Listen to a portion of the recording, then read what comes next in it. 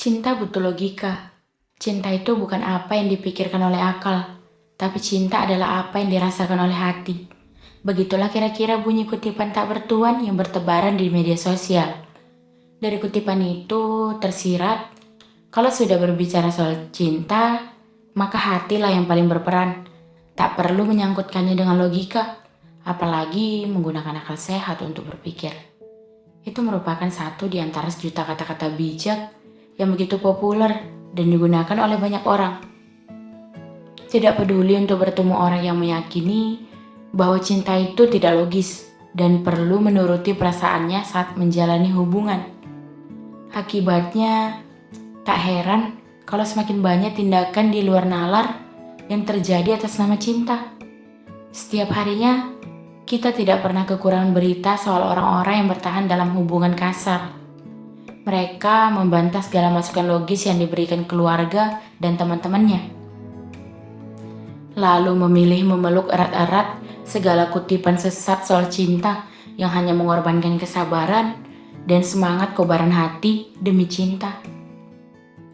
Rasanya tidak berlebihan bila kita menganggap kisah percintaan tragis dan kriminalitas dalam rumah tangga adalah konsekuensi dari kesalahpahaman masyarakat dalam mengoperasikan cinta. Profesor Stephanie Ortiju dalam studinya berjudul The Neuroimaging of Love menunjukkan bahwa ketika orang jatuh cinta, 12 area di otak melepaskan hormon dopamin, testosteron, dan estrogen, adrenalin, dan vasopresin yang membuatnya mengalami euforia kebahagiaan luar biasa. Segala reaksi tubuh saat jatuh cinta seperti jantung yang berdegup kencang, perasaan tak menentu, penurunan nafsu makan, hingga selalu terbayang orang yang dia sukai berasal dari hasil kinerja otak. Segala perilaku aneh yang dialami orang jatuh cinta itu merupakan hasil gejolak hormonal dalam tubuh manusia. Cinta bukanlah sebuah misteri, bukan petunjuk soulmate, bukan kekuatan magis, seperti seringkali digambarkan oleh para penyair. Misalnya, pada saat putus cinta atau patah hati, rasa sesak dan sakit di hati seringkali orang distribusikan sebagai bukti kehampaan jiwa. Mereka merasa sedemikian hancur kehilangan harga diri, termasuk gairah dan tujuan hidup. Dengan hati yang sedang robek menganga itu, mereka merasa lemah tak berdaya dan percuma melakukan apa-apa lagi. Jika kita ngotot memandang semua rasa itu sebagai tanda cinta, maka kita akan melakukan hal-hal yang memperparah rasa sakitnya. Misalnya, kita jadi rajin stalking si mantan, sibuk menganalisa masalah, menyalahkan diri sendiri, dan mengurung diri. Tidak jarang juga kita melakukan kegiatan yang menyakiti diri kita, seperti kita tidak makan, begadang, malas kerja, dan sebagainya. Semakin hati terasa nyeri, semakin kita merasa yakin bahwa diri kita telah cacat dan dunia menjadi gelap. Padahal sebenarnya semua itu sebuah badai biologi di tubuh saja.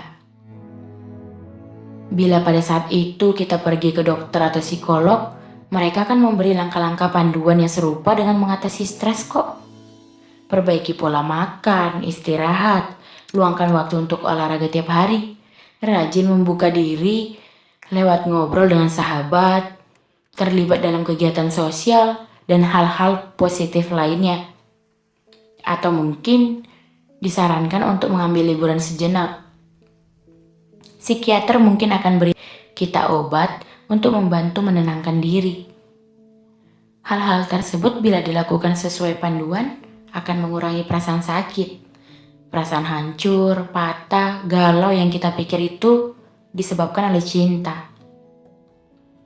Obat menghadapi kehilangan cinta sama seperti obat untuk menghadapi stres di kantor, menghadapi permasalahan keluarga atau kehidupan sehari-hari.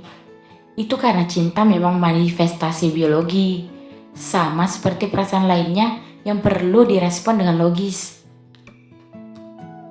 Cinta itu lebih banyak logisnya daripada mistisnya. Memang hubungan cinta sebagai perkara metafisik yang menggiring kita menjadi tidak realistis, enggan mengaplikasikan common sense dan akal sehat kita. Misalnya, seorang wanita memilih bertahan dengan suami yang toksik karena berpikir kekuatan cintanya akan bisa menyadarkan pasangannya. Atau seorang pria yang memilih menjadi kacung siaga serta donatur finansial demi mendekati dan membuat wanita idamannya jatuh cinta. Bahkan, sepasang suami istri memilih menutupi berbagai permasalahan dan ketidakpuasan agar tidak terjadi konflik yang beresiko yang mematikan cinta mereka.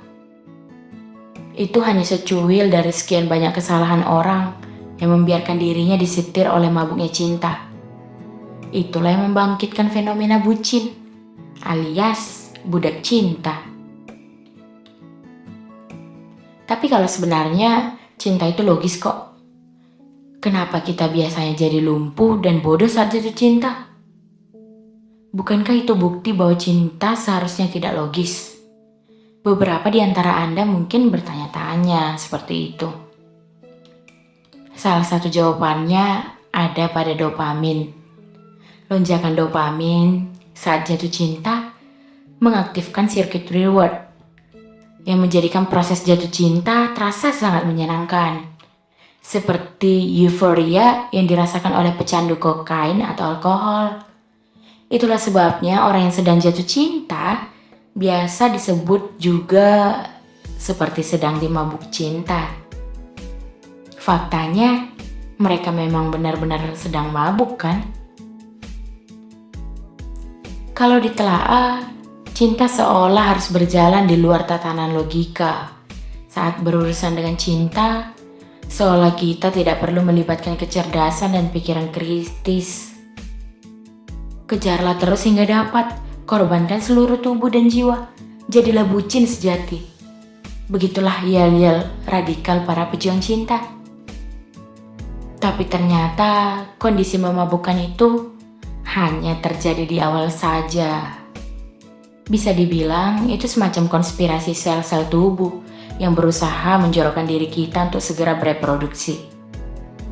Itu sebabnya perasaan jatuh cinta tidak boleh sembarangan diikuti begitu saja tanpa melibatkan logika.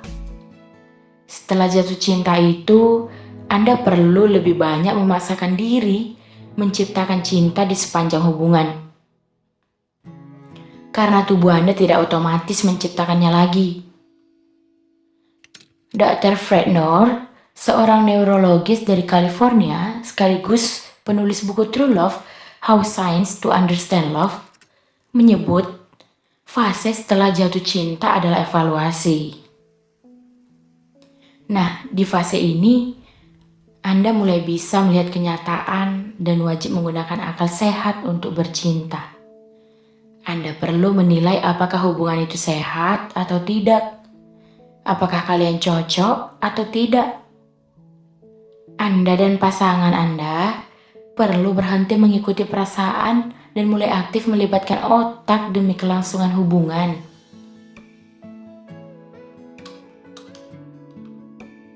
Berbekal pengetahuan di atas, kita kini tahu kegilaan yang menyertai momen jatuh cinta itu kan?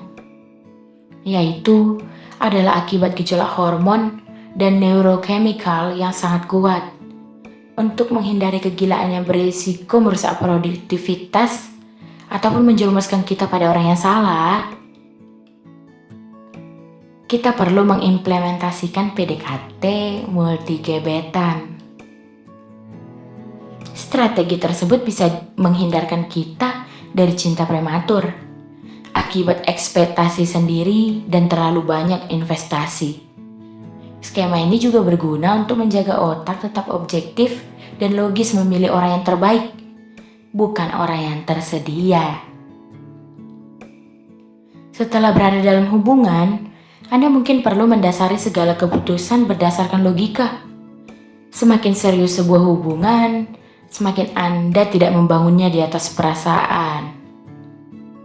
Sama seperti ketika Anda wajib makan pada jam makan, terlepas dari merasa lapar atau tidak. Atau Anda wajib tidur setidaknya 7 jam setiap malam, terlepas merasa ngantuk atau tidak?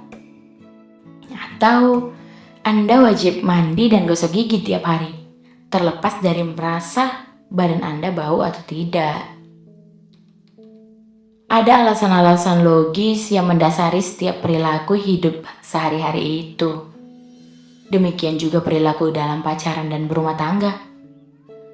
Perlu bisa dipertanggungjawabkan secara logis. Otak adalah sosok penyelamat yang paling bisa melindungi hubungan dari kecelakaan. Bahkan menyelamatkan Anda dari hubungan toksik dan kasar. Di era modern yang diwarnai dengan sebegitu banyak kisah perceraian, kekerasan, dan kehancuran rumah tangga, rasanya ceroboh dan angkuh sekali jika kita tidak mau melibatkan lebih banyak critical thinking dalam kehidupan percintaan. Percayalah, ini untuk kebaikan kita kok.